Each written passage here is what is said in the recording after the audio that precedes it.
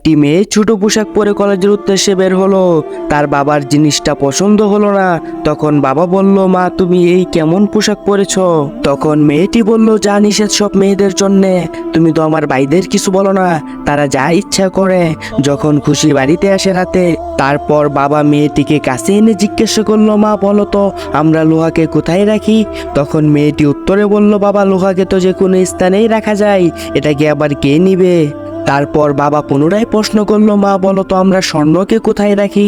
তখন মেয়ে উত্তরে বলল, বাবা স্বর্ণকে কোনো গুপ্ত স্থান অথবা কোনো লকারের ভিতরে রাখি, যাতে করে কেউ না নিতে পারে। তখন বাবা বলল, ছেলেরা হচ্ছে লোহার মতো, তাদেরকে যেখানে ইচ্ছা সেখানেই রাখা যায়, তাদেরকে কেউ নিবে না। আর মেয়েরা হচ্ছে স্বর্ণের মতো, তাই তাদেরকে নিয়ে চিন্তা হয় এবং তাদেরকে কুচিয়ে যত্ন করে রাখতে হয়। তারপর মেয়েটি চুপচাপ ঘরে প্রবেশ করলো এবং সম্পূর্ণ একটি পোশাক পরে কলেজের উদ্দেশ্যে রওনা দিল।